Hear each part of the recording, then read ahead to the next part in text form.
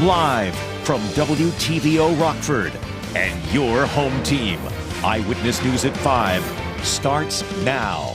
Roe was egregiously wrong from the start. Those are Supreme Court Justice Thomas Alito's words in a leaked document. They spark reaction across the country, with the High Court appearing to be ready to reverse a landmark abortion rights case. Plus, a staple of the Rockford foodie scene celebrates 50 years in business. Several generations of the founding family are there for the occasion.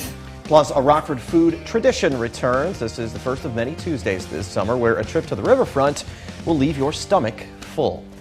Good evening, I'm Mimi Murphy. And I'm Eric Wilson. A draft opinion suggests the U.S. Supreme Court could be ready to overturn the landmark 1973 Roe v. Wade case that legalized abortion nationwide. Someone leaked the draft to Politico yesterday. A decision to overrule Roe would lead to abortion bans in roughly half the states.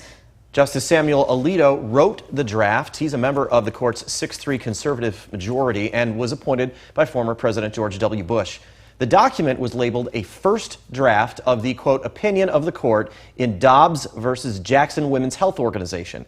That case challenges Mississippi's ban on abortion after 15 weeks. In effect, the draft states there is no constitutional right to abortion services and would allow individual states to more heavily regulate or outright ban the procedure. Critics of those measures have said low-income women will bear the burden.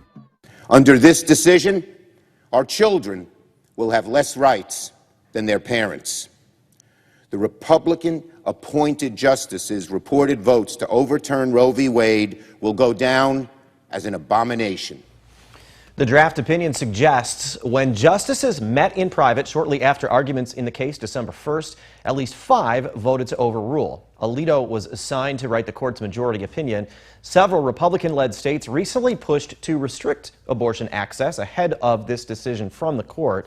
Oklahoma is the most recent. Analysts call the Politico report an extremely rare breach of the court's secretive deliberation process. Who at the Supreme Court will trust each other now if they know that their drafts are going to be leaked, just like everything else in Washington?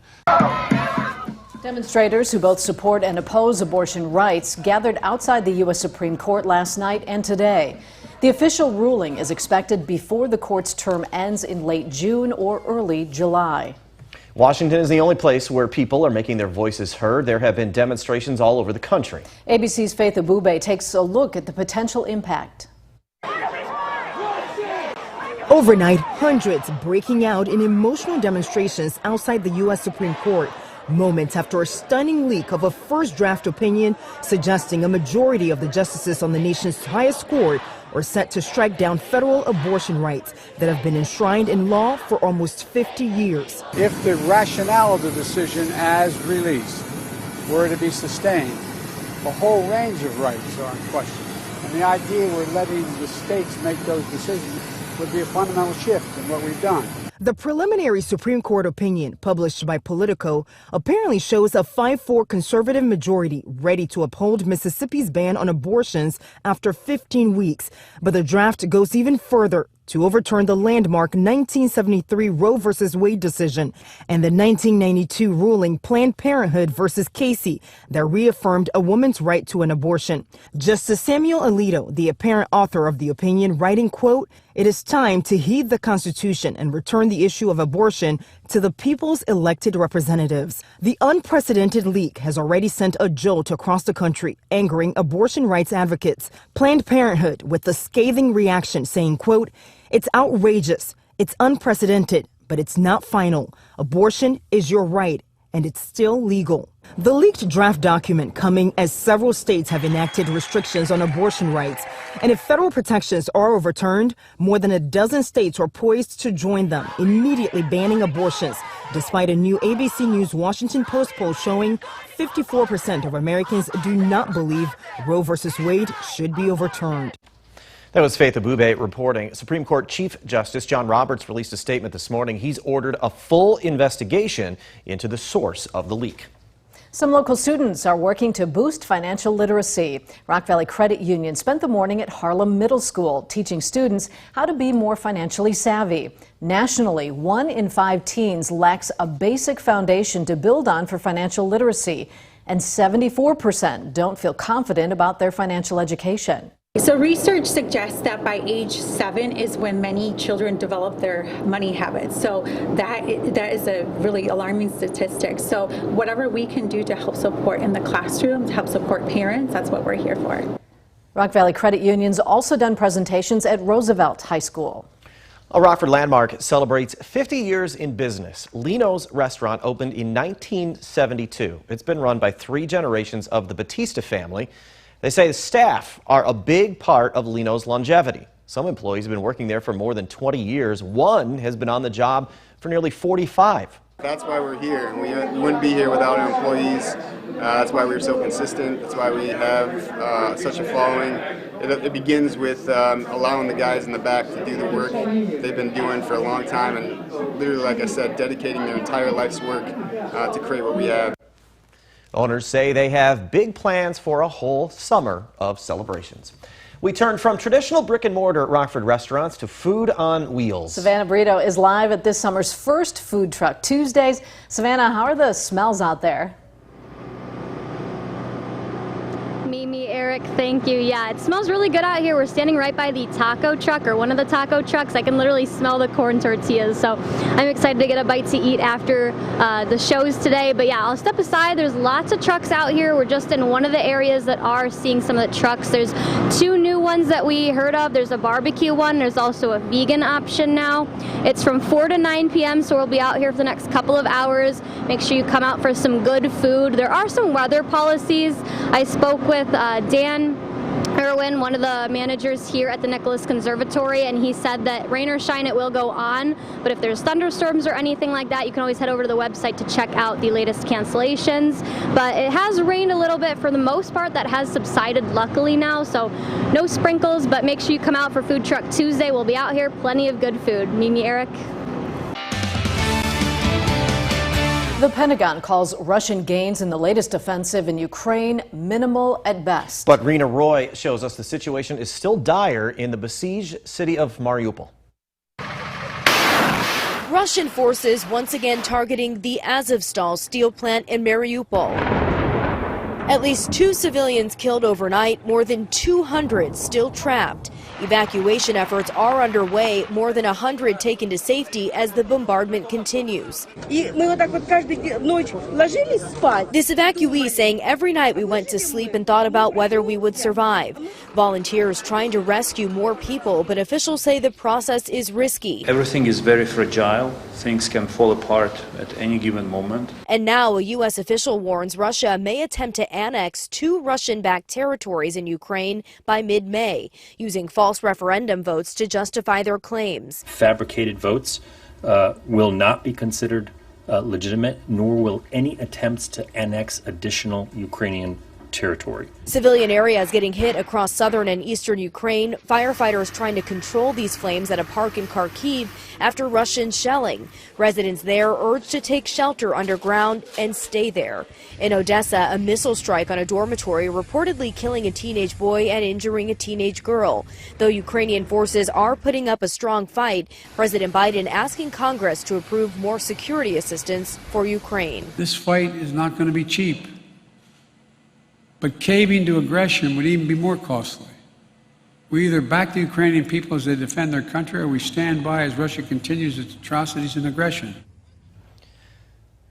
That was Rena Roy reporting. The Ukrainian government renewed calls to prosecute Russian President Vladimir Putin as a war criminal because of attacks on civilians. Now, your first warned weather forecast from Chief Meteorologist Candace King. Well, it hasn't been the warmest of afternoons as our temperatures have been stuck in the upper 40s, low 50s with a persistent cloud cover. Woke up to some pretty heavy rain out there earlier today. The heavier rain showers did taper off once we got closer to noon, early afternoon, but we still had a little drizzle, a few light showers out there from time to time. Most of that now starting to wrap up. All of this tied into an area of low pressure that was moving to our south, now pushing to the east, prompting some severe weather over parts of Ohio, Ohio, and then moving into Pennsylvania. No severe weather for us this evening, but cloud cover clearing out just enough. We might actually get some patchy frost in a couple of spots late tonight, very early tomorrow. But we are going to see the cloud cover kind of continue here for the next several hours until high pressure begins to work in. High pressure helps dry us out for one day before our next storm system rolls in. This one moving in across the west. Another area of low pressure will again take a southern track, so we're on the northern edge of that. Not a lot of warmth with this. Temperatures in the upper 50s Thursday, Friday, and then we've got another round of rain working in. Might not be quite as much as the rain we had from late last night and early this morning with some of those heavy downpours, anywhere from about a half an inch up to an inch, even a little more than that in a couple of spots. So a decent soaking rain coming down, quite a few puddles standing there in some of the fields and the ditches. We will eventually dry out, warm up too as we get into the upcoming weekend and even into next week. 49 for our weather watcher Ben here in South Beloit. Had just a little over half an inch of rain, 7/10 of an inch of rain for our weather watcher Sandy. It's been a very cold day, not a good day definitely to get out in the fields. 48, 49 this last hour for our weather watcher Bob here on the southwest end of Rockford, and had about 6/10 of an inch of rain. Live look with our Supply Corps camera here in downtown Rockford, brought to us by Window World, looking up to the north and northeast. Very gray scene out there, but I'll tell you what, little sunshine comes through for tomorrow afternoon. Maybe that'll help perk the mood up before cloud cover comes back in tomorrow night and then into Thursday, Friday. It's also been a little blustery too with that north and northeast wind. We've had gusts today, 25, 30 miles per hour, so definitely putting the chill in there. Wind speeds will subside a little, but they still stay around 5 to 15 miles per hour tonight. So even if we do get a little clearing, temperatures will drop down into the upper 30s. That prevents widespread frost from developing, but there is a small chance that we could see a little patchy frost into tomorrow. We've bumped up our temperature, 51 in Rockford, 49 in Freeport, 40 in Monroe. You're still at 48 currently in Rochelle, and down to 50 degrees right now in Sterling. So here we go with Futurecast. Notice that does clear us out. Temperatures in a couple of spots dip into the mid-30s, but I think very early tomorrow, just as the sun is beginning to rise, we do have some moisture kind of stuck in the lower part of the atmosphere. So as the wind comes in off the north and northeast, that could bring in some cloud cover. Those clouds could come right along Interstate 39, so points to the east may actually see a little bit more cloud cover, while to the west you end up with a little more sunshine, at least for the first half of the day on Wednesday. We should be able to clear all of that out. Temperatures upper 50s, right around 60 degrees tomorrow. Winds are not going to be quite as strong as what they've been these last couple of days, but that wind direction still coming in from the north and northeast. So that's why we don't get a big warm up for tomorrow afternoon. Cloud cover comes back in. Depending on how fast this cloud cover comes in, we could again see temperatures in the upper 30s. If that's the case, little patchy frost possible again, but I think our clouds will work in early enough to kind of eliminate that. We've got cloud cover. It's dry for the start of Thursday, and then here comes our next storm system. This one works in from the south and southwest, gives us a chance for some showers to move in, really kind of picking up Thursday night into Friday. Now we might not see quite as much rain as what we did just with this last one, but areas picking up maybe another half an inch, 3/4 of an inch of rain here by the end of the week. After that, we start to dry out. Notice this pattern change. Blocking high pressure system over the southeast and the west coast really pushes that ridge there up to the north, and that is what's going to bring our temperatures up. Even by this time next week, guys, we could see the 80s return. We're 60 degrees tomorrow, 59 on Thursday, 58 on Friday, 65 on Saturday. We come close to 70 for Mother's Day. There is a little ripple though, that in jet stream that we may have to watch that could give us a passing shower or two midday on Sunday, and then I'm keeping isolated thunderstorm chances next week with that warmth. Now sports with sports director Scott Lever. The Cubs and White Sox still hoping to play ball tonight at Wrigley Field. Michael Kopech will start for the White Sox. The Cubs scratched scheduled starter Drew Smiley because of a death in his family. Instead, Scott Effross will pitch for the Cubs. And there are lots of similarities between these two teams, starting with their records. Both teams are 9-13. Over the last 10 games, both teams have struggled, going 3-7. And over those 10 games, the team batting averages are almost identical. Sox are batting .224, the Cubs are batting .226. It is a two-game series. The Bucks will try to take another game from the Celtics in Boston tonight. They, of course, won Game 1 in this series on Sunday. The Celtics will be without guard Marcus Smart tonight. He has a bruised thigh. He is one of their best defensive players. Celtics need to shoot, though, better than the 33% clip they shot in Game 1. Mike Budenholzer expects the Celtics to come out with more determination tonight. Yeah, I'm sure they're going to find ways to get their guys shots. They're going to be even more aggressive. They're great players. We just got to be ready to do it again. Here in Rockford, we're going to have playoff hockey tomorrow night. The Ice Hogs and the Texas Stars will play Game 1 in their best-of-3 game series at the BMO. Hogs got in a good practice this morning. For most of the guys on the team, this will be their first playoff experience, so they are pumped. But so are the veterans who've been through these playoff rodeos before. You know, the guys are excited. It's it's an exciting time of year when you're able to get everybody together and kind of obviously reset everything. Everybody's kind of back in the same position. So for our young guys, it's a great taste of some playoff hockey and hopefully many more for them to play in. It was good. I thought it was a good pace. We kept it pretty short, did little special teams, but guys had good jump and we were loud, and I think everyone's pretty excited to get going tomorrow. I'll take a closer look at the series and what the Stars will bring to the table tonight at 10 o'clock.